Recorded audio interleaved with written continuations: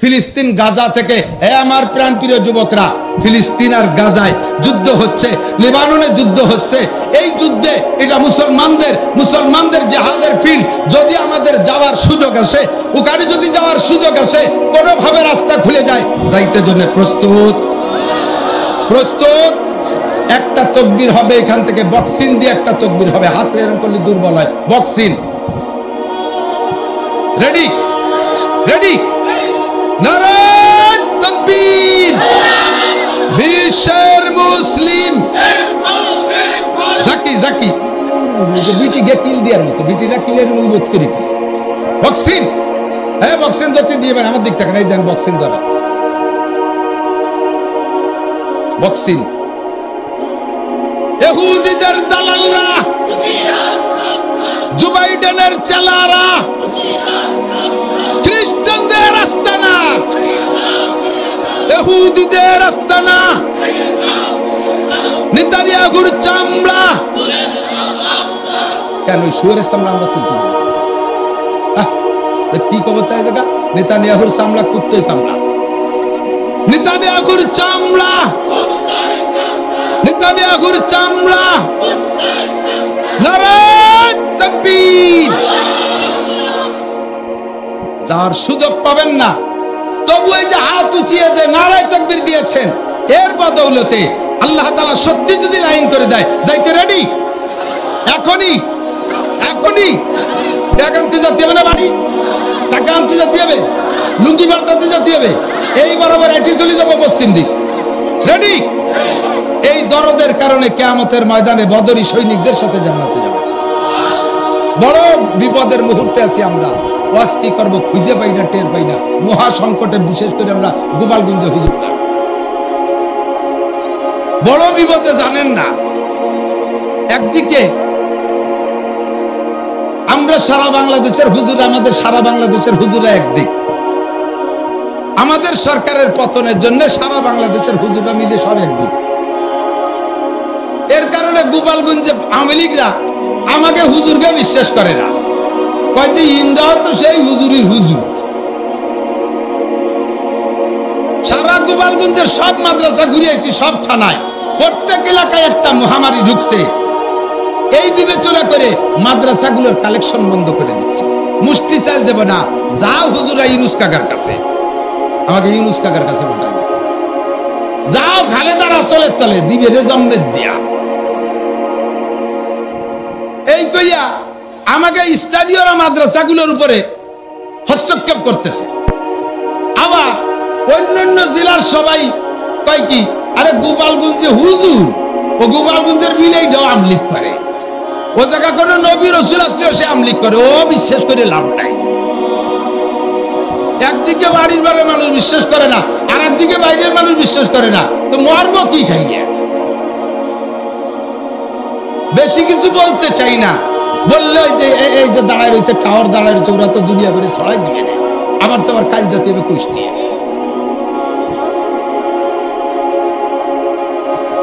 কি করব, মহাবিপদে আছি।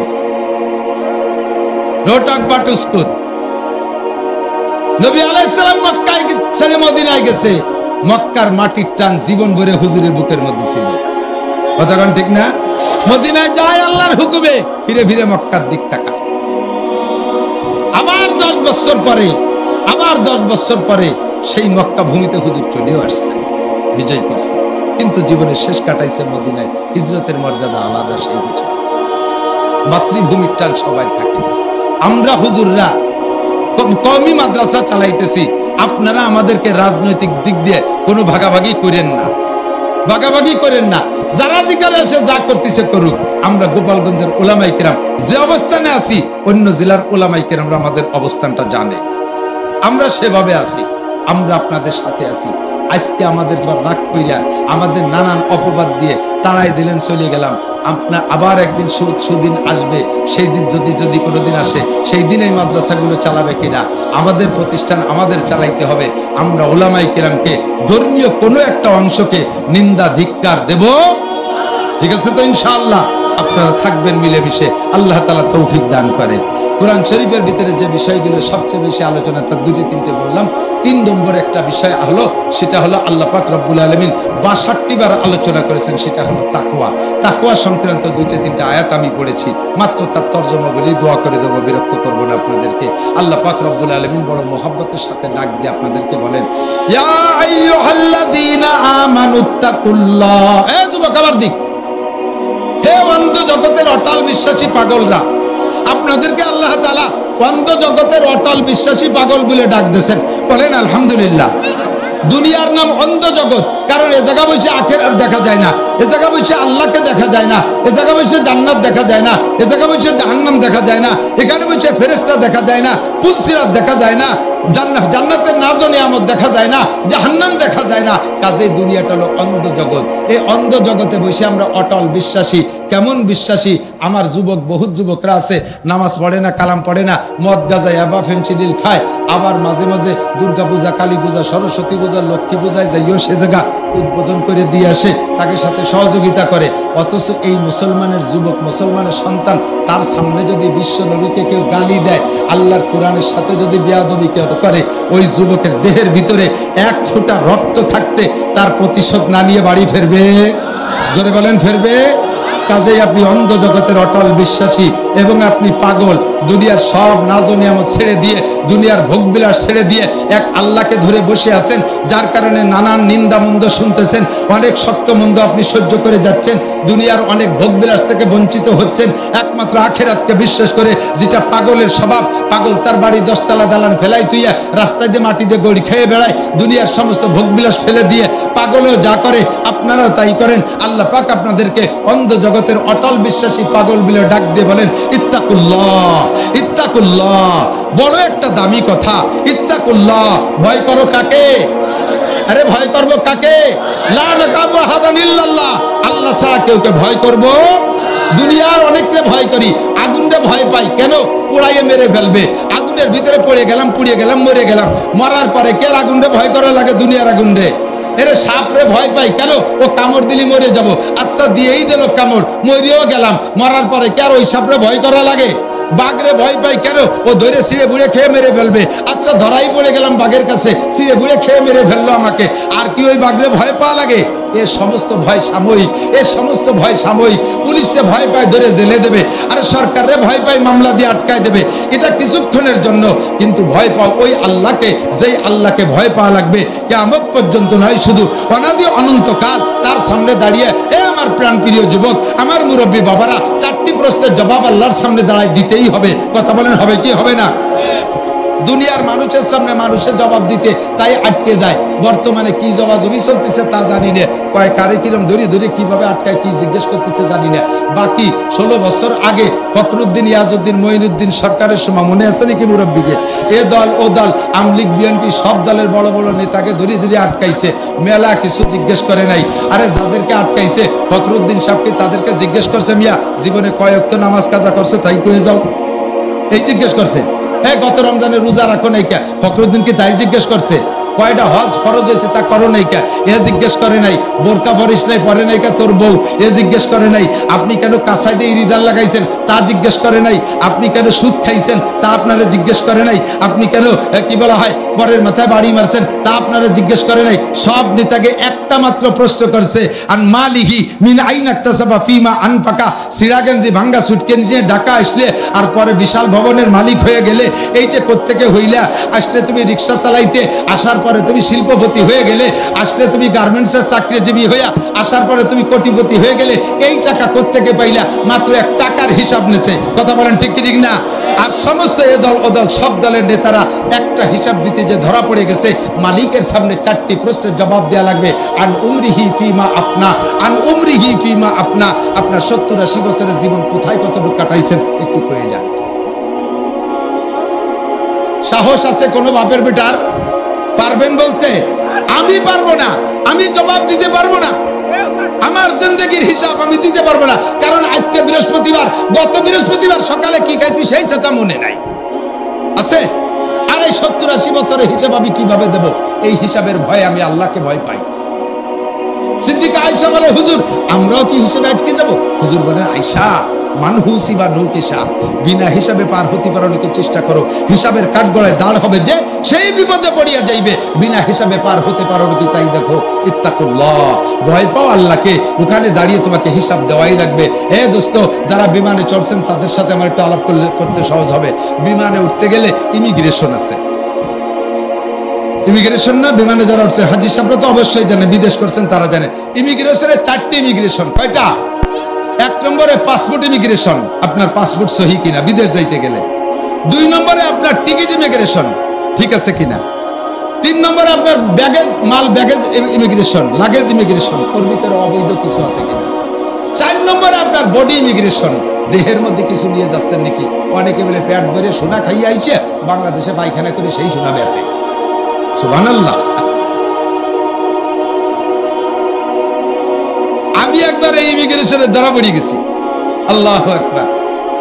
পাসপোর্ট ইমিগ্রেশন, মালয়েশিয়া যাওয়ার সময় পাসপোর্ট ইমিগ্রেশনে ওকে, টিকিট ইমিগ্রেশনে ওকে, লাগেজ ইমিগ্রেশনে ওকে, লাস্টে যে বডি ইমিগ্রেশনে ধরা পড়ে গেছি। মেশিনের ভিতরে দাঁড়াই, অমনি রিং করে ওঠে, লাল বাতি জ্বলে। যারা ইমিগ্রেশন করতেছে সবই আমার ওয়াজের শ্রোতা, ওরাও লজ্জা পাচ্ছে। কি হলো, হুজুরের বডির মধ্যে কি আছে? সব কিছু খুলে বুলিয়ে দিয়ে দিছি, পকেটে যা যা আছে সব। তারপরও রিং করে। এখন আমি লজ্জা পাচ্ছি, ওরাও লজ্জা পাচ্ছে। ওরাও ধরতে পারে না কোন জায়গা কি আছে। নিজেও আগাগুলা সব জায়গায় যাদের হাত দিয়ে যায়, টোয়াইটায় দেখলাম কোন জায়গা কিছু নাই। কি করবো, লজ্জায় পড়ে গেছি। এর মধ্যে একটা মহিলা ফেরেশতা আইছে, মহিলা আইছে একজন। ও কি যেন একটা মেশিন আইলিয়া আমার দিকে এরকম ধরে একটা চাপ দিল, কয় যে হুজুর আপনার এই বুক পকেটের ভিতরে একটা পকেট ডায়েরি আছে, ওর ডায়ালের মধ্যে দেখেন এখন বেলেট আছে। মানুষের কাছে যদি এরকম ইমিগ্রেশনে ধরা পড়ে যেতে হয়, আল্লাহ পাক রব্বুল আলামিনের কুদরতি মেশিন। ও যুবক, হাইচে উড়াই দিস না। কবে কোন বাগানে দাঁড়ায় গাঁজা খাইছিস, কোন কলেজের পিছনে দাঁড়ায় 2 জন হাসাহাসি করেছিস, সেদনা সেদনি করছিস, রাত 12টা 1টার পরে কোন গলের তালে যাইয়ে ফেসবুক দেখছিস, সব কিন্তু ইমিগ্রেশনে ধরা পড়ে যাবে। ধরা পড়বে। আনহুমরিহি ফিমা আপনা, 4 ইমিগ্রেশনের পরে তারপরে তোমাকে বিমানের গাড়িতে কইরা বিমানে উঠতে দেবে। এটা যদি হয় দুনিয়ার ইমিগ্রেশন, আল্লাহর কাছে তোমার 4টি ইমিগ্রেশনের 1 নম্বর ইমিগ্রেশন আন উমরিহি ফিমা আপনা কারহাবা কলকে ইয়ারি জুমলা রাস বা খুদা তদবির হিলা কায়রাবাস। দুনিয়ার সবকিছু সুন্দর, তোমার আখিরাত অসুন্দর কেন? এই এলাকায় কত আলেম ওলামা, আমি তো ছোটবেলায় পড়ে গেছি, আজ থেকে প্রায় 36, 38, 37 বা 40 বছর আগে পড়ছি, কাফিয়া পড়ে গেছি এখানে। সেই সময় দেখতাম এই এলাকার মাদ্রাসার ছাত্ররা বাড়ি বাড়ি ছাত্রদেরকে লজিংই খানা খাইতে যাইয়া লজিংই পড়ায়। তাহলে এতদিন পর্যন্ত যদি পড়ায়, তাহলে এই এলাকার কোনো মানুষ কোরআন শরীফ শুদ্ধ করে পড়তে বাকি থাকে না। এত হুজুরের মধ্যে তোমার কোরআন শরীফ না কেন? এত হুজুরের মধ্যে তোমার নামাজটা সুন্দর না কেন? এত হুজুরের মধ্যে তোমার দোয়া কুনুতটা সুন্দর না কেন? এত হুজুরের মধ্যে তুমি ইকামত দিতে পারো না কেন? এত হুজুরের মধ্যে থেকে তুমি আজান দিতে দিশে পাও না কেন? এত হুজুরের মধ্যে দোয়া মাসুরাটা কেন শেখো নাই? এত হুজুরের মধ্যে থেকে দাড়িটা রাখা শিখিস নাই কে? এত হুজুরের মধ্যে থেকে তার চুলির অবস্থা কে? তুই কুত্তো সুরা দিয়ে একেবারে গাঢ় সাইসি বেলায় দিছিস, উপরে যাই আবার সাইডে মেসি কাটিং রেখে দিছিস। গোটা জীবনের হিসাব দেওয়া লাগবে। 2 নম্বরে আন শাবাবিহি ফিমা আবলা, বিশেষ করে ভাই কেন পাবো আল্লাহকে? আল্লাহর সামনে দাঁড়ায় হিসাব দেয়া লাগবে। আল্লাহর সামনে দাঁড়ায় হিসাব দেয়া লাগবে। আরে ফখরুদ্দিনের সামনে না, আরে ডক্টর ইউনূসের সামনে না, আরে ইয়াজউদ্দিনের সামনে না, মঈনুদ্দিনের সামনে না, শেখ হাসিনার সামনে না, খালেদা জিয়ার সামনে না। এ সব গোষ্ঠী শুদ্ধ আটকে যাবে আমাদের চাইতে আগে। আমাকে আপনাকে জবাব দেয়া লাগবে, যৌবনকালটা কোথায় কাটাইছে কয়ে যাও। যৌবনকালে যা করা যায়, বৃদ্ধকালে তা করা যায় না। যৌবনকালে ইচ্ছে করলে শেষ রাত্রে, শীতের রাত্রে উঠা ঠান্ডা পানিতে গোসল করে তাহাজ্জুদ পড়া যায় ফজর পর্যন্ত। কথা কন। আর বুড়ো হয়ে গেলে ওক্তের জুতায় ওক্তে বাড়াতে জান্ডা বেরিয়ে যায়। গরম পানি দিয়ে অজু বানায় দেয়। শীতকালে এই হাত দুই এই হাতের দ্বারে আসতে এসে এই হাত প্যারালাইসিস হয়ে যাবে, ইঞ্জিনিয়ার থেকে তাড়াতাড়ি জ্যাকেট গায়ে দিয়ে দেয়। কথা কন। বুড়ো হয়ে গেলে যৌবনকালে তুমি সকাল 9টায় গোসল করছো, গোসলের যদি ঈশার নামাজ পড়ে শুতে পারো, এমন সুন্দর সুন্দর স্বাস্থ্যওয়ালা ছেলেরা আছে। তবে আশা করি ইদানিং নাই, সবগুলো শেষ হয়ে গেছে, সব ডিলে হয়ে গেছে, সব ডায়াবেটিস। 16-18 বছরের পোলাপান ডায়াবেটিসের রোগী, 3 বাইরে আটতে গেলে হতে 4 বার পেশাব করা লাগে। তবে যদি স্বাস্থ্য ভালো থাকে 9টার গোসলেরও যদি হিসাব করতে পারো। আর বুড়ো মানুষ এক ওয়াক্তের নামাজ, এক ওয়াক্তে 3 প্রকারের নামাজ পড়তে 3 বার ওযু বানানো লাগে। চোখের সামনে দেখছি। আমার আব্বা খুব শক্তিশালী মানুষ ছিল, ওযু বানায় গেছে মসজিদে, জোহরের নামাজ 4 রাকাত সুন্নত পড়ার পরে দিয়ে তলপেট সিগে ধরে বের হয়ে গেছে। আব্বা ফরজ পড়বেন না? কয় না, পেশাব করে আসে। পেশাব করে আইসে ফরজ পড়ছে, আবার কাহা গেল না মসজিদে, আবার এক জাড়ি দিয়ে বার হয়ে যাইয়া আবার পেশাব করে ওযু বানায় এসে 2 রাকাত সুন্নত পড়া লাগে। এক ওয়াক্তে 3 প্রকারের নামাজ পড়তে 3 বার ওযু করা লাগে। আর যৌবনকালে সকালেও যদি ঈশার নামাজ পড়া যায়, কাজেই যৌবনকালের মেশিনের কাছে আল্লাহ পাকের দাবি বেশি। আর স্বাভাবিকই ফিমা আবলা, যৌবনকালটা কোথায় লাগাইছো বলে যাও। ইচ্ছা করলে বাইসাইকেল চালায় তুমি ইস্তেমার মাঠে যেতে পারবা, ইচ্ছা করলে বাসবাড়ি থেকে বাইসাইকেল চালায় সরমুনের ময়দানে যাইতে পারবা, ইচ্ছা করলে গহরডাঙ্গা প্রত্যেকদিন হাইটে যাইয়া 27, 28, 29 নভেম্বরের মাহফিল শুনতে পারবা। এটা হলো যৌবনকালের শক্তি। আর বৃদ্ধ বয়সে কিছুই করা সম্ভব না। এই জন্য এই কালটা পেয়ে আল্লাহ পাক বেশি বেশি কড়াকড়ির সাথে ধরবে। এই জন্য আল্লাহকে ভয় পাই। 2 নম্বর 3 নম্বর আন মালিহি ফিমা আনফাকা, মাল কোত্থেকে কামাই করছো? মোটা টাকা কামাই করে বাংলাদেশের সোকালারা ভাত পায় না, বাংলাদেশেতে টাকা নিয়ে কানাডা বিল্ডিং বানাইছে। এ কথা কয় না? বিল্ডিং কোন জায়গা বানাইছে? কানাডা। সোকালারা ভাত পায় না, কানাডা বিল্ডিং বানাইছে। যা থাক সেই কানাডা বিল্ডিং এর ভিতরে খালি আমলিগালাকে দোষ নেয়া। যে সময় যারা সুযোগ পায় তারাই সে কানাডা বিল্ডিং বানায়। কথা কোন ঠিক না? সাবধান, সতর্ক থাকতে হবে দোস্ত। কিয়ামতের ময়দানে জবাব দেয়া লাগবে। কোটি কোটি টাকা সুদে টাকা ইনকাম করে বাসবাড়ি মাদ্রাসায় মসজিদ বানাই দিছো, আজ কোন কি হবে না? ঘুষ খাইয়া কামাই করে কাবা ঘরের গিলাপ দিয়ে দিছো, অর্ধেক নেকিও পাবে না, ঈমান নষ্ট হয়ে যাবে। মিন আইনা ইকতাসাবা ফিমা আনফাকা, প্রত্যেককে কামাই করেছো, কোথায় খরচ করেছো বলে যাও। 4 নম্বর হলো এইগুলোকে আল্লাহর কাছে জবাব দিতে হবে, সেই ভয় পাই। 5 নম্বর হলো মাজা আমিলা বিমা আলিমা। 2 দিন পর্যন্ত উলামায়ে কিরাম সম্ভবত পাল্টায় কথা বলছে, যা জীবনে প্রয়োজন সবই হুজুরদের বলা হয়ে গেছে। আমার আপনার জিন্দেগিতে যা দরকার খুঁটে হুজুররা সবই শুনে দিয়েছে। এই জানা কথাগুলোর পর কতটুকু আমল করছো জবাব দিয়ে যাও। যদি এই জবাবের চিন্তা থাকে তার নাম হলো ভয়। আল্লাহ পাক রব্বুল আলামিন ইত্তাকুল্লাহ, আল্লাহকে ভয় করো হাক্কা তুকাতিহি, যেমন ভয় করা দরকার। রব্বুল আলামিন, তাকওয়া তো একটা ইবাদত, শুনেছি সব ইবাদতের প্রতিদান তুমি আখিরাতেও দাও, দুনিয়ায়ও দাও। তাকওয়ার বিনিময়ে তুমি কি দাও? আখিরাত তো পাবোই, তাকওয়ার বিনিময়ে আখিরাত পাবো। দুনিয়ায় তাকওয়ার বিনিময়ে কি আছে? 2-3টে কথা মাত্র করে দেব। 1 নম্বরে তাকওয়ার বিনিময়ে আল্লাহ পাক বলেন, ওয়া মাইয়াত্তাকিল্লাহ ইয়াজআল লাহু মাখরাজা ওয়া ইয়ারযুকহু মিন হাইসু লা ইয়াহতাসিব। যারা আল্লাহকে ভয় পায়, যার মধ্যে তাকওয়া আছে, আল্লাহ পাক এই ব্যক্তিকে হাজারো বিপদ থেকে তার কুদরতি হাতে ধরে বাঁচাইয়া দেয়। এক নম্বরে তাকওয়ার বিনিময় দুনিয়ায় হাজারো বিপদ থাকলে তার থেকে বেরিয়ে যাওয়ার পথ পেয়ে যাবা। 2 নম্বরে আল্লাহ পাক ধারণার বাগের স্থান থেকে রিজিকের ব্যবস্থা করে দেবে। দোস্তরে কিসসা সবাই জানেন, ছোট্ট অল্প করে একটু বলি। ইউসুফ নবী আলাইহিস সালাতু ওয়াস সালামকে জুলাইখা জেলখানার তার ঘরের মধ্যে আটকাইছে। জুলাইখা ইউসুফ নবীকে আটকাইছে। যুবক আমার দিক, ইউসুফ নবীকে জুলাইখা আটকালো কেন? ইউসুফ নবীকে আল্লাহ পাক এমন রূপ আর চেহারা দিয়েছিলেন, তাফসীরে জালালাইনের মধ্যে লেখে আল্লাহ পাক তাকে গোটা মানব জাতির চেহারার অর্ধেক একা ইউসুফ আলাইহিস সালামকে দিয়েছিলেন। আর যে অর্ধেক, সেই অর্ধেকের ইউসুফ আলাইহিস সালামের দাদি রে, তা দাদি আর পুতা মিলে 75%। আর যে চাইরে না, তাই সারা দুনিয়া কিয়ামত পর্যন্ত মানুষের জন্য ভাগ হয়েছে। তারই একটু একটু সবাই ভাগে পাইছি। এর ভাগে এই রূপের ফেলায় যুবকরা একজনের প্রতি একজন আশেক হইয়া কচু গাছের সাথে গলায় দড়ি নিয়ে মরে, টাওয়ারের তেলাফাই পড়ে মরে শহীদ হয়ে যায়। আর ইউসুফ নবীরে পুরো রূপের অর্ধেক দান করছে। তাহলে মানুষটা কেমন ছিল? জুলাইখাও ভরা যৌবনের মহিলা, সহ্য করতে না পাইরা ঘরের ভিতরে নিয়ে আটকাইছে। ইউসুফকে তো আল্লাহ তাআলা নবী বানাবেন। যত নবীকে আল্লাহ নবী বানাইছে তাদেরকে আল্লাহ তাআলা যৌবন কাল থেকে নাবর্ক বলে, শিশুকাল থেকে তাদেরকে সেইভাবে গড়ে উঠাইছে। একটাও গুনার ভিতরে তাদেরকে ঢুকতে দেয় নাই। আল্লাহ তাআলা নিজেই পাহারাদারি করে তাদেরকে হেফাজত করে রেখেছে। তো ইউসুফ আলাইহিস সালামকে যখন ঘরে আটকাবে, আগের থেকে তো জুলাইখার প্ল্যান প্রোগ্রাম আছে। ঘরের ভিতরে দরজায় স্বাভাবিকভাবে তালা দেওয়ার ব্যবস্থা থাকে, বাইরে দিয়ে ভিতরে থাকে খিল বা সিটকেনি, নাকি বলেন?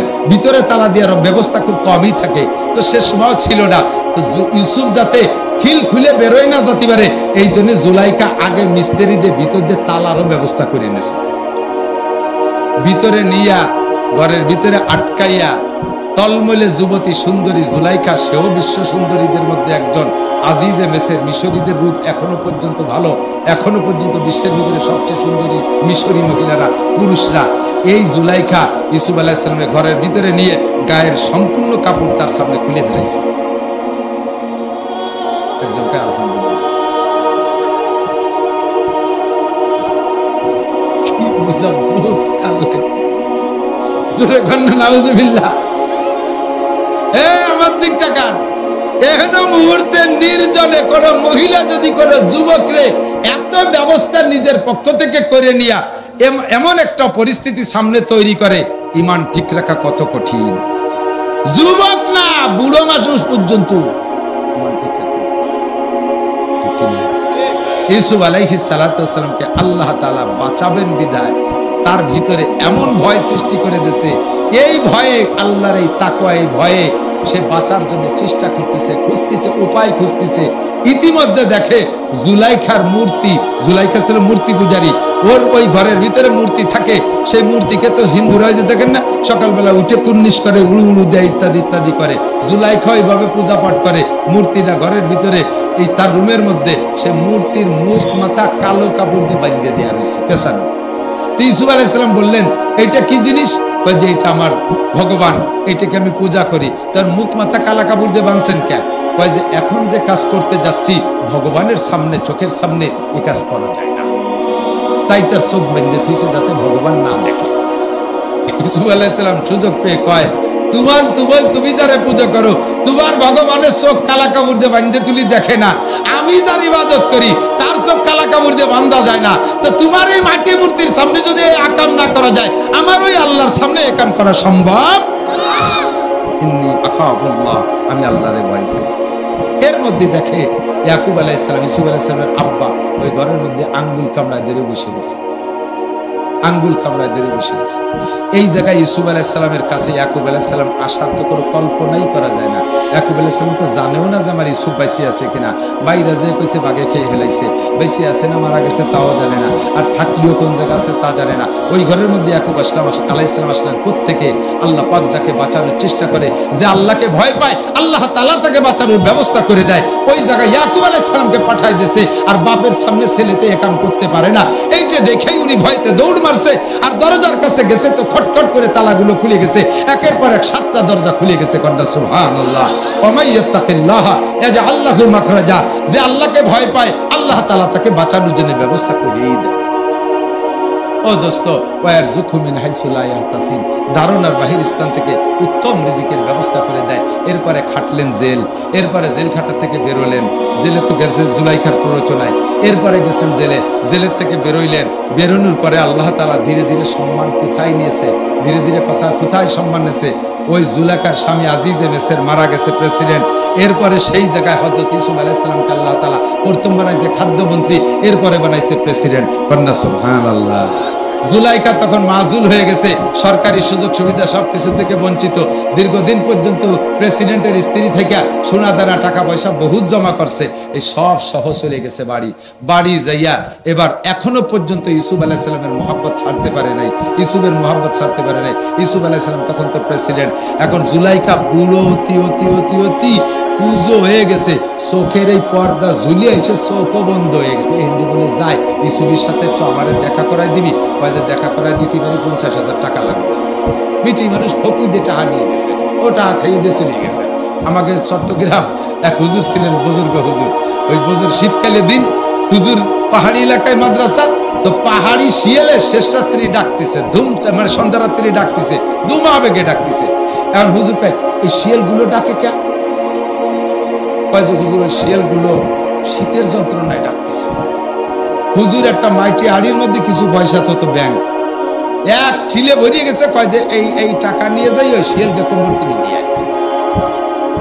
ছাত্ররা তারা তো ফটকা কম না, ওরা সেই আড়ি ভরে টাকা নিয়ে ভাগ করে নিয়ে জিরে খাইয়ে দিয়ে ফেলাইছে। শিয়ালরা কি কম্বল কিনে দেয়নি? পরের দিন আইসা ক্লাসে আছে, কয় আজকে আবার রাতে ক্লাসের সময় শিয়াল ডাকতেছে। এই শিয়াল ডাকে কে? তোরা কম্বল দিস নেই, কয় যে শুকর আদায় হতেছে। আজকে ডাকে মানে শুকর আদায় হতেছে, কম্বল পাইনি। কানে আলারে এভাবে মারিয়ে খাইয়ে যায়। আমাদের বাংলাদেশে এরকম শিয়াল আছে না নাই কথা কন? মাননীয় প্রধানমন্ত্রী বস্তা ভরে ভরে টাকা দিয়েছে, শিয়ালরা সব টাকা খাইয়ে কানাডা বাড়ি বানাইয়া আজকে গোষ্ঠী শুদ্ধ বিপদে ফেলাই দিয়েছে। কথা কন ঠিক ঠিক? নেত্রীরে অত দোষ দিতে পারি না। তো জুলাইখার টাকা এইভাবে শিয়ালের খাদেমরা খাতি খাতি সব খেয়ে শেষ করে দিয়েছে। জুলাইখার নিজস্ব বাড়ি নাই, রাস্তার পাশে ছোট্ট একটা ঝুপড়ি করে থাকে। ইউসুফ আলাইহিস সালাম ওই বিশ্বরোধের অফিসে যায়। উনার একটা ঘোড়া ছিল, এই ঘোড়াটা পৃথিবীতে আর আসে নাই, ওরকম ঘোড়ার আগেও আসে নাই, পরেও আসে নাই। ওই ঘোড়াটার ভিতরে আল্লাহ তাআলা সিফাত দিয়েছে, সেই গুণের থেকে বর্তমানেও আমাদের বড়দের বড় বড় অফিসার, রাজা বাদশা, নেতা নেত্রী, এমপি মন্ত্রীদের গাড়ির ভিতরে সেই ঘোড়ার সিফাত। ঘোড়ার গুণ ছিল হলো ইউসুফ আলাইহিস সালাম যখন পিঠের উপরে বসতেন তখন ওই ঘোড়াটার নাক দিয়ে একটা শব্দ বেরোত, সাইরেন বাজানোর মতো, 3 মাইল দূরত্বে শোনা যাইত। সেই সাইরেনের নকল করে আমাকে নেতাকে গাড়ির ভিতরে সাইরেন লাগাইছে। দেন না কোনো দিক যাওয়ার সময় সামনে 30 গাড়ি, পিছনে 30 গাড়ি, ডাইনে 10 গাড়ি, বামে 10 গাড়ি, মাঝখানে কোন গাড়ির মধ্যে নেতা বলাই রয়েছে কালা গ্লাসের মধ্যে টের পাওয়া যায় না। একই কালারের গাড়ি ছাড়িয়ে দিয়েছে, 3 সাইরেনের ভিতরে সাইরেন লাগাতে কুহু কুহু কুহু কুহু অতি রাস্তায় দিয়ে দৌড়তি তালে তাই।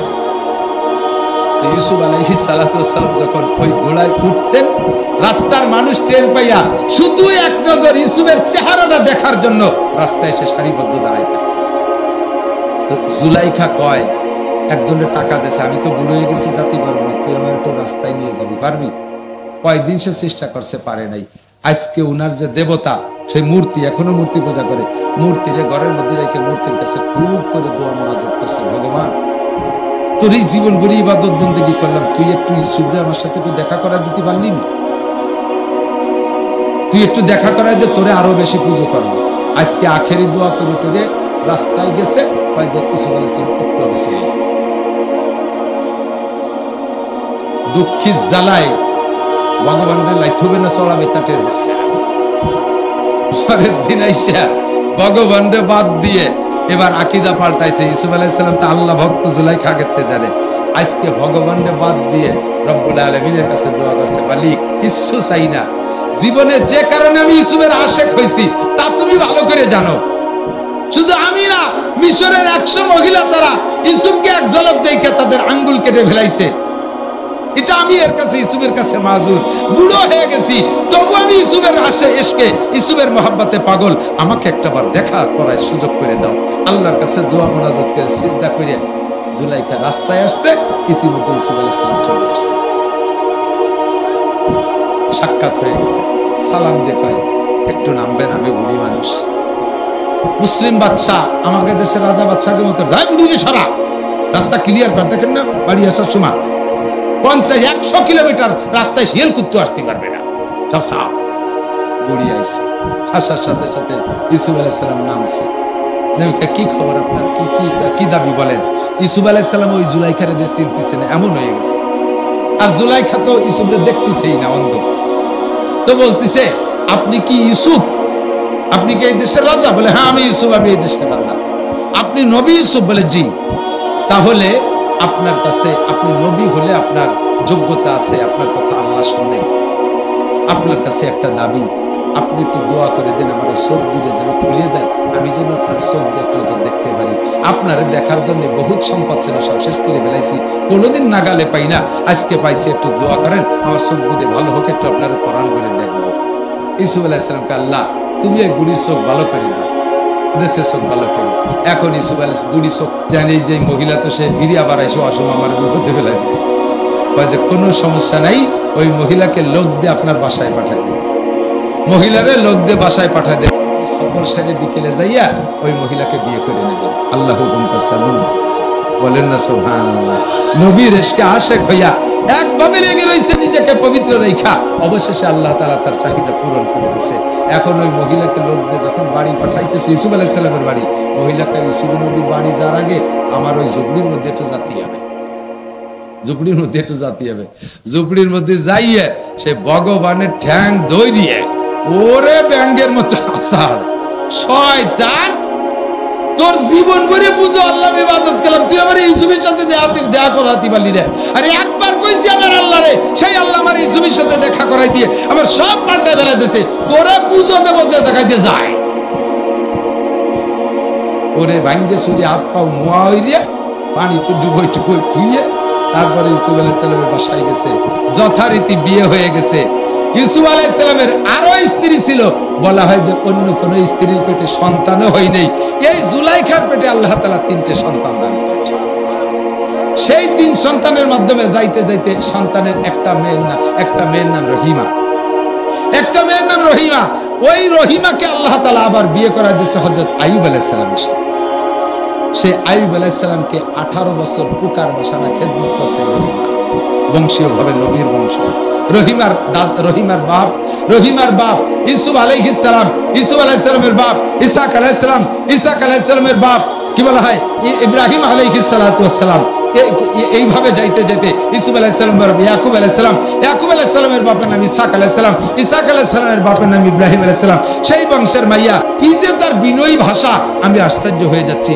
অবশেষে আমি বললাম, বাবা তুমি এত ভালো, খুব খুশি হয়ে গেছি। খানা দানা শেষে বিদায় নেওয়ার সময় ছেলেটা বলতেছে, হুজুর আপনি তো আবার খেদমত নিলেন, আমিও খেদমত করে খুশি হয়েছি, কিন্তু আমার পরিচয়টা তো নিলেন না। তো বলো, আমি তো মনে করছি তুমি খাবাসপুর মাদ্রাসার ছাত্র। কয় না হুজুর, আমি ফরিদপুর রাজেন্দ্র কলেজের ছাত্র। জীবনে আমি দাড়িতে খুর দেই নাই, দাড়ি গজানোর আগে আপনার বয়ান শুনেছি, সেই থেকে প্রতিজ্ঞা করেছি আল্লাহ দাড়ি দিলে, একটা দাড়ি দিলেও কাটবো না। এই তুতির পর চারটে যে আমাকে দেশে ছাগলি দাড়ি, এরকম চারটে পাতলা দাড়ি, তাই সে কাটে নাই। এরপরে পাগড়ি জুব্ব তো আছেই আছে। হুজুর আমি কোন জায়গায় থাকি, একটু কদম দিয়ে বরকত দিয়ে যান। ও যে রুমি থাকে, আমার সেই রুমি নিয়ে গেছে। রুমি যাইয়া দেখি আমি নিজেকে নিজে ওয়াজ সংগ্রহ করছি, আমি নিজে সেখান থেকে খানিকটা অর্জন করছি। রুমির মধ্যে যাই দেখি সাদে লেখা আল্লাহ দেখে, ও বাংলায় লিখে দিয়েছে। ডান পাশের ওয়ালে লেখা আল্লাহ দেখে, বাম পাশের ওয়ালে লেখা আল্লাহ দেখে, 4টে ওয়ালে লেখা আল্লাহ দেখে। আমি কি তুমি এগুলো কি করছো? কইছে হুজুর আপনি বলেছিলেন গুনাহ থেকে হলে 3টে কথা মনে রাখতে হবে। একটা হলো আমি যখন গুনাহ করি ওই সময় মনে আনতে হবে আমার এই গুনার অবস্থাটা কে দেখে? জোরে বলেন কে দেখে? আল্লাহ দেখে। তাহলে আমি আল্লাহ যখন দেখে আমি কিভাবে আল্লাহর সামনে গুনাহ করব? ইউসুফ আলাইহিস সালাম কয় আমি জুলাইখার সাথে জিনা করব, এই অবস্থাটা আল্লাহ দেখে, তাহলে আমি কিভাবে করব? আমি এর ভিতরে একা থাকি, এই ঘরের ভিতরে একা থাকি, একা একা গুনাহ করার বহুত সুরত আছে। আমি যুবক মানুষ, কলেজের আমার বহুত ছাত্রীরা আছে, আমার সহপাঠীরা, তারা আমাকে অনেকভাবে বিরক্ত করে। আর একা একা রুমের ভিতরে থাকি, গুনাহ করার অনেক পথ আছে। আমি যখনই গুনাহ করার ইচ্ছা করি, যেদিকে তাকাই লেখা দেখি আল্লাহ দেখে, ভয় আমার ভিতরে কাজ করে, আর তখন আমি গুনাহটা করতে পারি না। এদিকে তাকায় গুনাহ করব, ওয়ালের দিক তাকায় দেখি আল্লাহ দেখে, এ ওয়ালের দিক তাকায় দেখি আল্লাহ দেখে, এই জন্য আমি গুনাহ করতে পারি না। হুজুর আপনার 3টে কথা আমার মনে আছে। 1 নম্বরে গুনাহ করার সময় কল্পনা করতে হবে আল্লাহ দেখে। 2 নম্বরে গুনাহ করার সময় খেয়াল করতে হবে আমি যে গুনাহটা করতেছি, এই গুনাহটা ফেরেশতারা দেখতেছে আর লিখতেছে। কথা বলেন ঠিক কি ঠিক না?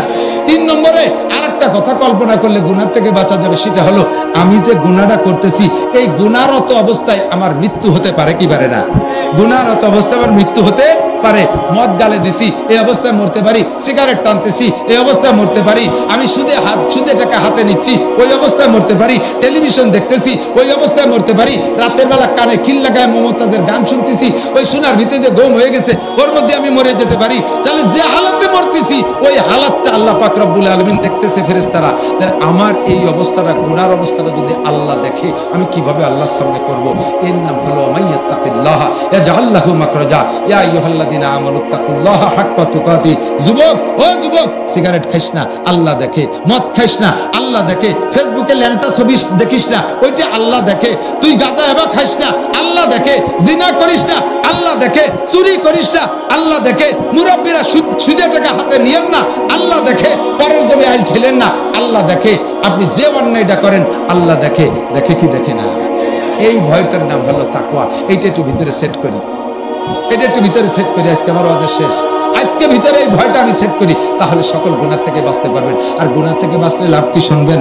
আল্লাহ তাআলা ফাতাহনা আলাইহিম বারাকাতিম মিনাস সামাই ওয়াল আরদ। আপনাদের বাঁশবাড়ি এলাকার সেই আমলের খবর জানতাম, বর্তমান খবর জানি না, তবে আশা করি আপনাদের সেই অবস্থানে ঠিক আছেন। আপনারাই বাঁশবাড়ির মাদ্রাসার এলাকায় যারা আছেন, আমি ধান কালেকশন করছি, আপনারা ইরি ধান কাইটা বাড়ি আইনে 40 ভাগের 1 ভাগ ভাগ করে মাদ্রাসা মসজিদে দিতেন, গরিবকে দিতেন। এইটা কি এখনো আছে? এটা আছে। আমি সেই সময় গল্প দিতাম, আমি সেই সময় যা চোখে দেখে গেছি, আপনাদের ক্ষেত খামারে সেচের পানি দেয়া লাগতো না, কীটনাশক ওষুধ পানি দেয়া লাগতো না, অনায়াসে স্বাভাবিকভাবে জোয়ারের পানিতে ধান ফুলে থাকতো, আপনারা কেটে নিয়ে আসতেন, আর এই মাদ্রাসায় 40 ভাগের 1 ভাগ দিতেন। আল্লাহ পাক আপনাদের এই বরকত দিয়েছে। আপনাদের এই কিস্সা আমি বাংলাদেশের বিভিন্ন প্রান্তে শুনেছি, আর বলছি বিশ্বাসটা হলে বাঁশবাড়ি যে দেখে আসো। আল্লাহ পাক আপনাদেরকে এর বদৌলতে আপনাদের বরকত দিয়েছে, বরকত দিয়েছে, আপনারা বরকত পেয়েছেন। আল্লাহকে ভয় পেয়ে যদি শরীয়তের বিধানের পর আমল করেন, এই বরকত কিয়ামত পর্যন্ত চালু থাকবে। কথা বলেন ঠিক ঠিক না? বাস্তবে ইতিহাস কিছু বলা লাগে না, বর্তমানে নতুন করে ইতিহাস হচ্ছে। ক্ষমতার মালিক কে? আরো জোরে। যুবকরা দল বেদল সব আছে, এর মধ্যে বিএনপি যুবকরা আছে, কি বলে জাতীয় পার্টিও থাকতে পারে, আর জামাত শিবিরে থাকতে পারে, আর আওয়ামী লীগ তো অবশ্যই আছে। সবাই মিলে একটা কথা মনে রাখবা, জীবনে কোনোদিন রাজনীতি করতে করতে বলবা না ক্ষমতার উৎস জনগণ। ক্ষমতার উৎস কে? জনগণ কি ক্ষমতার উৎস? এবার চোখে দেখাই দিছি। একদিন আমরা নিষেধ করছি যে কথা কইেন না, আরে বলে কি জনগণই ক্ষমতার উৎস, এই বলে ঝাড়ি মারছেন। এবার আল্লাহ চোখে দেখাই দিছে। মাননীয় প্রধানমন্ত্রী জননেত্রী শেখ হাসিনার সাথে তখনও পর্যন্ত সরকারি পাওয়ার রয়েছে, উনি ছেড়ে যাওয়ার আগ পর্যন্ত ছিল না, সরকারি পাওয়ার আছে। গোটা বাংলাদেশের ভোট দেন আর না দেন, আওয়ামী লীগ যারা সবাই উনার সাথে ছিলেন না, যে যেখানে তাকে ছিলেন না, সেনাবাহিনী উনার ছিল না, আর্মি উনার, বিডিআর উনার, নৌবাহিনী উনার, বিমান বাহিনী উনার, র্যাব উনার, আনসার উনার, যুবলীগ সাথে, ছাত্রলীগ সাথে, কৃষক লীগ সাথে, মূর্খ লীগ সাথে, জাতি লীগ সাথে, পাতি লীগ সাথে, গোটা বাংলাদেশের সমস্ত আওয়ামী লীগ তার সাথে। আর এত বাহিনীর সাথে, এত বাহিনী, এত জনগণ এত সাথে থাকা সত্ত্বে মাত্র কয়েকটা যুবক যাইয়া স্লোগান দিল, আর গণভবন থেকে কিনা কোন দিক পালায় চলে গেল, নেতারা কে কোন দিক চলে গেল, একটারও খবর খুঁজে পাওয়া যাচ্ছে না। জনগণ যদি ক্ষমতার উৎস হতো, তাহলে শেখ হাসিনা দেশ থেকে যাওয়া লাগতো না, আওয়ামী লীগরা এভাবে পলায় থাকা লাগতো না। কথা বলেন ঠিক ঠিক না? প্রমাণ করে দিয়েছে জনগণ ক্ষমতার উৎস না। ক্ষমতার উৎস কে? যারা এই আওয়ামী লীগ লাগে ঠগাই দিয়ে পাইরা এখন তোমরা বিভিন্ন প্রকার দুর্নীতি করতেছো, তোমরা ভালো করে মনে রাখো, আওয়ামী লীগের সাথে এত কিছু থাকা সত্ত্বেও তাকে পাততলে মাটি নাই। তোমরা কয়েকজন মানুষ যা করে বেড়াচ্ছ, আল্লাহ যদি তোমাদের আচরণে রাইগে যায়, তাহলে তোমরা পাততলে মাটি না, পাততলে 7 সমুদ্র 13 নদীর তলে যাইয়া তারপরেও তোমরা জায়গা পাবা না। কথা বলেন ঠিক ঠিক না? অন্যায় করবা তো হিসাব করে করবা, প্রতিশোধ নিবা তো হিসাব করে নিবা। আল্লাহ পাক দেখায় ছাড়িয়ে দিয়েছে, আল্লাহ পাক ক্ষমতার উৎস, জনগণ ক্ষমতার উৎস না। আল্লাহর হুকুম যদি মেনে চলো, আসমান থেকে রহমত, জমিন থেকে বরকত আসে। আর একটা কথা বলে শেষ করে দেই, সেটা হলো আফগানিস্তান। আমরা জীবন ভরে কইছি এইভাবে ওইভাবে, ওই নবীর উপরে মান্না সালওয়া আইছে, এ আইছে, ও আইছে, তা আইছে ইত্যাদি কইছি। দোস্তরে আফগানিস্তানের দিক তাকায় দেখেন, ইসলামী কোরআনের শাসন বাস্তবায়ন হওয়ার সাথে সাথে সেই আফগানের জমিনে আগে যে আনার গাছ, আঙ্গুর, ডালিম গাছ লাগানো ছিল, আগের সেই গাছে 1 কেজিতে 60 ডালিম হতো, আর এখন সেই গাছের 1 ডালিমে 1.5 কেজি হয়। জোরে করে সুবহানাল্লাহ। আমরা জীবনে অনেক কিছু দেখেছি, আল্লাহর কাছে দোয়া করি, আল্লাহ আওয়ামী লীগ আলাই করুক, বিএনপি আলাই করুক, যেই করুক, এই দেশে কোরআনের শাসন ব্যবস্থা করুক, তাহলে আমরা ইনশাআল্লাহ এই দেশে ফসল, ফল, সমস্ত খনিজ সম্পদ ওভাবে ইনশাআল্লাহ পাবো। বিশ্বাস হয় কি হয় না? আল্লাহ পাক কবুল করুক। জোরে বলেন আমিন। এই বাঁশবাড়ি মাদ্রাসার মাহফিলের জন্য আপনারা খুশি হন। ফিলিস্তিনের পক্ষে নেতা, কি বলা হয়, বাইতুল মুকাদ্দাসের পক্ষে, বিশ্ব নবীর পক্ষে, বদরি সৈনিকদের পক্ষে যারা, একটু হাত দেখাবেন। দেখা যাচ্ছে না ভাই? নেই সত্যি? মাশাআল্লাহ। যারা দুয়ার আগে চলে যাবে তারা ইসরায়েলের নেতানিয়াহুর দলের লোক। আমি ডাকে দেখাবো যে ওই যে একজন নেতানিয়াহুর লোক যায়, সকালবেলাতে খেপানো শুরু হবে অথবা কিল শুরু হয়ে যাবে। একমাত্র পেশাব আসলে 1 আঙ্গুল, কাকা কিন্তু ইসরায়েলের দল হিসেবে যাচ্ছে না, উনি যাচ্ছে পেশাবখানা পাহারা দিতে। বাঁশবাড়িয়া মাদ্রাসার মাহফিল 1 মাস যাবত হবে। এর জন্য অন্য কোন মাদ্রাসা থেকে ফারেক মাওলানা, অন্য কোন মাদ্রাসার হুজুরকে দাওয়াত দেওয়া লাগবে না। এই জায়গা থেকে যারা ফারেক হয়েছে, লেখাপড়া করে চলে গেছে, তারাই সুন্দর করে এই বাঁশবাড়িয়া মাদ্রাসার 1 মাসের মাহফিল চালায় রাখতে পারে। কথা বলেন ঠিক কি? আপনাদের ভাতের বরকত, এটা আপনাদের ভাতের বরকত। আমি প্রথমবার বলছিলাম, আমার মনে আছে, এই যে মাঠে যেদিন প্রথমবার আছি, ভাতে কথা কয়, রুটিতে কথা কয়। কিভাবে রুটিতে কথা কয়? বেরেন্ডে রুটিতে কথা কয়। রুটিতে কথা কর সিস্টেম হলো, একজন ক্ষুধার যন্ত্রণায় এর পড়ে রয়েছে, নিস্তেজে কথা বলতে পারে না, খেলা দিলেও ফিস করে চোখ নাড়া দেয়, কথা কয় না। সমস্যা হলো ওর পেটে কিছু নাই, ক্ষুধার তাড়নায় দুর্বল। এখন ওই লোকটারে যদি 2 রুটি খাওয়াই দেয়, এবার পেটে যখন রুটি গেছে, একটু পানি গেছে, উঠে বসে টেপ রেকর্ডের মতো কথা কওয়া শুরু করেনি। রুটি প্লেটে ছিল, সেও কথা কয় না, উনি এ জায়গা শুয়ে রয়েছে, ইনিও কথা কয় না। যখন রুটি পেটে গেছে, এবার মানুষটাই কথা কয়। তাহলে এই কথা কি মানুষই কয় না রুটিতে কয়? রুটিতে কয়। বাঁশবাড়ির ভাতে কথা কয়। আমি বাঁশবাড়ির ভাত খাইছি, সারা বাংলাদেশ চষে বেড়াচ্ছে আল্লাহর রহমতে। এই মাদ্রাসা, আপনাদের মাদ্রাসা, মোহতাম সাহেব হযরত মাওলানা আব্দুল হাকিম সাহেব রহমাতুল্লাহ আলাইহি চলে গেছে। এরপরে আসছে ওনার ছেলে হযরত মাওলানা নুরুল হক সাহেব। ধারাবাহিক হুজুরও অসুস্থ, যে কোনো সময় ডাক আসলে চলে যেতে পারে। ওনার সেজে ভাই, বড় ভাই চলে গেছে, তেমনি এখন উনি চলে গেলে যেতে পারে। পরবর্তীতে তাদের ছেলেরা, ভাইয়ের বেটারা আছে, ধরে রাখছে। মাদ্রাসা এ জায়গা থাকবে, মানুষ এমন করে আসতে যাইতে তাহলে থাকবে। কথা বলেন ঠিক ঠিক না? আল্লাহু আকবার। তো দোস্ত, এই মাদ্রাসা দেখেও দিলটা ভরে যায়। সারা বাংলাদেশের লেখাপড়ার সুখ্যাতি আছে। আপনাদের শেষকালে আমি আর বেশি কিছু বলবো না। আমার ভাগ্নে মাওলানা আতাউল্লাহ সাহেব বলছেন যে, মামা কিছু বদরি সৈনিক আপনি তৈরি করে দিয়ে যান। যেমন জিহাদ করে ময়দানে যাইয়া সৈনিক হতে চাচ্ছেন, অর্থ দিয়ে কিছু শরীক হবেন। অবশ্যই আপনারা অনেকেই বদরি সৈনিক আছেন, সদস্য আছেন।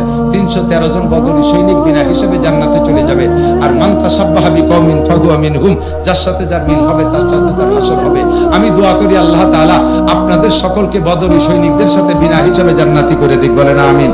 বছরে মাত্র 1000 টাকা, বছরে মাত্র 1000 টাকা দিয়ে আপনি আজীবন সদস্য হবেন, বদরি সৈনিকদের সাথে শরীক হয়ে যাবেন। মাদ্রাসা থেকে একটা ফরম নেবেন, আপনি স্থায়ীভাবে বছরে 1 বার দেবেন, মাত্র বছরে 1 বার, এভাবে জীবন ভরে দিয়ে যাবেন। কি নাম যুবক? সফিউল্লাহ। এই তো এই এলাকার নামেরই রং আলাদা। চৌমনি হুজুর নাম রেখে দিয়েছেন এইরকম ভালো ভালো নাম, সফিউল্লাহ। 1000 টাকা। একটু কন্ট্রোল হও, একটু কন্ট্রোল হও। আর এত বিয়ে ছাড়া জেনা, আবার অনেকে বিয়ে করার পরও এই স্ত্রীর মধ্যে দিয়ে আবার জেনার পদ্ধতি বানায় ফেলে। স্ত্রীকে তালাক দেয়। তালাক দেওয়ার সময় তো মাত্রাগুলোনের উস নাই, ওরে গরম, বউরে পাটার মতো খানিক গালাগালি করবে। এরপরে মায়ের শুরু হবে, হাড়ি ঘোড়া লাতই ফেলায় দেবে, শোকেস লাতি দিয়ে ফেলায় দেবে, বাতের আড়ি ধরে ভেঙে ফেলায় দেবে, ছাগলের ঠ্যাংটানি ছিঁড়িয়ে ফেলায় দেবে। এরপরে বউরে যে বাড়ি শুরু করবে, মারতি মারতি মাথা গরম হয়ে যাবে। সিরিস আব্বা কলিও ছাড়বো না। বউতিও কয়, তুই এবার ধর্মের বাপ, মাফ কর, তোরেও তালাক দিলাম, তোর মাও তালাক, যে হুজুর বিয়ে বলেছে সে হুজুরও তালাক। এই সব ফাইনাল করে টরে দিয়ে নিরিবিলি হয়েছে। পরে বউটা যত, বউ তো আর অত রাখি নেই, বউ তো পাইয়ে গেছে বুঝমতো তালাক। কয় 1 তালাক, 2 তালাক, 3 তালাক, তোর গোষ্ঠী শুদ্ধ তালাক, সব তালাক। এরপরে বউটা ব্যাটিং বুটিং নিয়ে রওনা দিয়েছে। কিছুক্ষণ পর যখন উস হয়েছে, ছোট ছোট বাচ্চারা কাঁদতেছে, কোয়ানে যাও সুরের, কোয়ানে যাও, কথা বলবে না, তোমার সাথে কথা বলা হারাম, তুমি আমার তালাক দিছ। ভাই তালাক দিছি, শুনছে কিনা? কয় আমি শুনছি, আল্লাহ শুনছে। কয় ওই নেই তালাক। রাগের সময় তালাক দিলি তালাক হয়? আমি তো রাগিয়ে গেছি, সেই জন্য তালাক দিছি। তাই তুমি খুশির সময় তালাক দাও কোনোদিন? বউ নিয়ে আনন্দ করে কম্বলের তলে শুয়ে রয়েছেন, বাকি যা হবার সব হয়ে গেছে, শেষ রাত্রি বউডারে বউর সাথে জড়াই দিয়ে মোহাব্বতের সাথে 2 সুমো দিয়ে কয় তোমার খুব ভালোবাসি, এই জন্য 3টে তালাক দিলাম। একেও কয় তাই ভালোবাসার সময় তালাক দিলে না, তালাক দিলে না, আর রাগের সময় দিলে হবে না, তাই তালাক হবে কবে? কিছু কিছু মৌলবী কাঠমুল্লা 200 টাকা খাইয়ে এই সমস্ত জায়গা মিথ্যা ফতোয়া দেয়, রাগের সময় তালাক দিলে তার আছে না নাই? এর 2-1টা মৌলবীরে পাইলে আমার কাছে নিয়ে আসবেন, পানিশমেন্ট দেবো এই মাদ্রাসায় ফেলে। 200 টাকা খাইয়া স্থায়ীভাবে একটা জিনার দরজা খুলে দিছিস, ওই পরিবারে যা হবে সমস্ত জিনা আর জিনার গুনাহ আর ওই হারামজাদা পয়দা দেবে সবগুলো তোর বস্তার মধ্যে ভরা হবে। লেখাপড়া কিচ্ছু জানে না, মসজিদে একটু ইমামতি করতে যায়, ফতোয়া দেওয়ার জন্য দাঁতে দাঁড় দিয়ে ঘুরি বেড়ায়, ঠোঁটে গ্রীষ্মায় তেল তেলে রাখে যাতে তাড়াতাড়ি কই বেলেন যায়। হ্যাঁ, তালাক দিয়ে এরপরে গেছে, যখন আমাদের কাছে এসে আমরা বলছি তালাক হয়ে গেছে, কয় তারপরে খোঁজে যে কাগির কাছে গেলে এই তালাক হয় না শুনি। পরে শুনছে যে আহলে হাদিস আলারা কয় একবারে 3 তালাক দিলে তাতে 1 তালাক হয়। ওই জায়গায় যে শুনিয়ে এসে ফিরে বউ নিয়ে ঘর সংসার শুরু করে দিয়েছে। এ আছে না নাই? বউ হারাম, এখন যা করতেছে সব জেনা হচ্ছে, যা পর্দা হবে সব জারজ সন্তান। 1 তালাক দিলে 3 তালাক হবে কে? আপনি আমার কাছে এদিক তাকান, আপনি আমার কাছে 300 টাকা পাবেন। আমি নেওয়ার সময় বলছি যে আমি তো গরিব মানুষ, কষ্ট করে পারবো না, আমি 3 মাসে 300 টাকা দেব, 3 মাসে। তাহলে এইটাই আমার পরিশোধের জন্য একটা সুন্নতি তরিকা। জানুয়ারিতে, ডিসেম্বরে 100, জানুয়ারিতে 100, ফেব্রুয়ারিতে 100, এটা আমার সুন্নতি, ওয়াদা অনুযায়ী সুন্নতি না? এখন যদি আমি টাকা পেয়ে যাই একবারে, যদি আপনারা 300 টাকা দিই, তাতে তো 100 টাকা দেওয়া হবে। 300 টাকা একবারে দিয়ে দিলাম, কথা ছিল 3 মাসে দেবো 300, কিন্তু একবারে 300 দিলাম, তাতে 100 দেওয়া হবে না? কত হবে? তাহলে এখন 300 লিবার ও জায়গা 3 তালাক 1 তালাক হবে কে?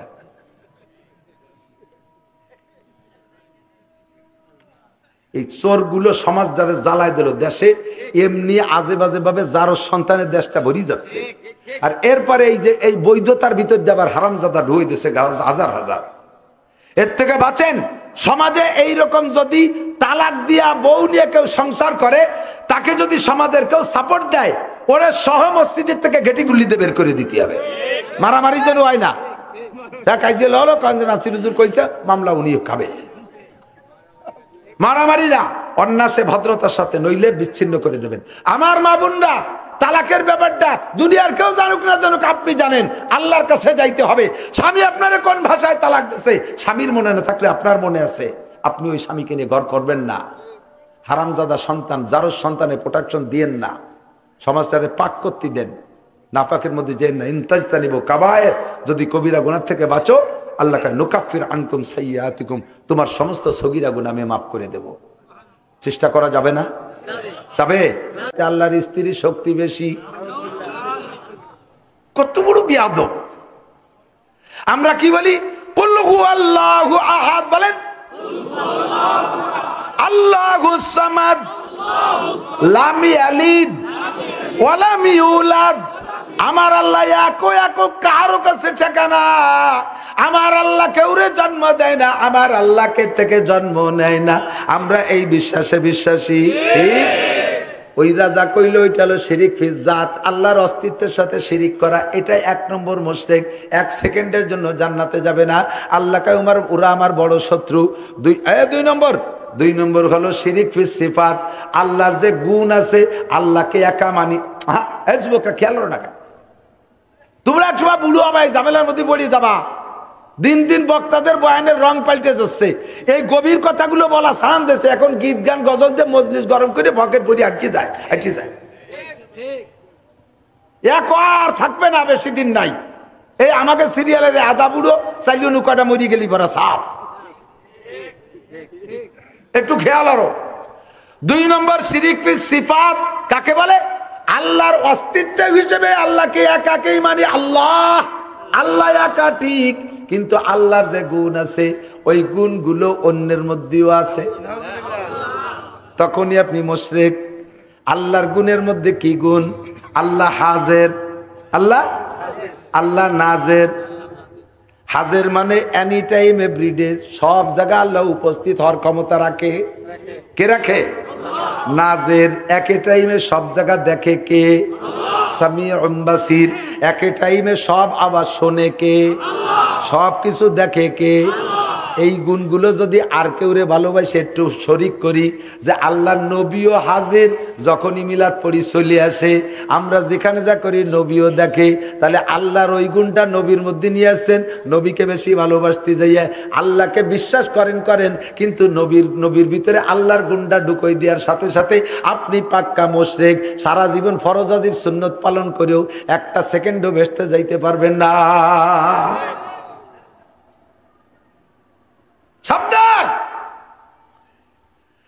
ছেলে দেয় কে?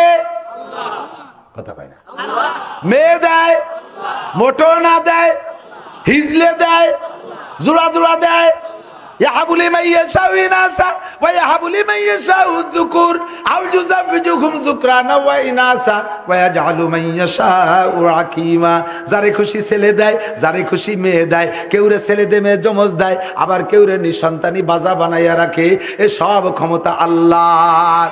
অথচ আমরা পীরের দরবারে বট গাছের গোড়ায় মান্নত করি ছেলে হওয়ার জন্য, মেয়ে হওয়ার জন্য। খাসি মানেন, গরু মানেন, সিন্নি মানেন, সালাত মানেন। ওরে এই মান্যতটা যদি রসুলের নামেও মানেন তাও আপনি মুশরিক। এই মান্যত কাবা ঘরের নামে মানেন তাও আপনি মুশরিক। এই মান্যত মসজিদে নববীর নামে মানেন তাও আপনি মুশরিক। আল্লাহু আকবার। এই মান্যত যদি সদর সাহেবের নামে মানেন তাও মুশরিক। এই মান্যত যদি সরমুনার পীর সাহেবের নামে মানেন তাও আপনি মুশরিক। মান্যত হবে একমাত্র কার নামে।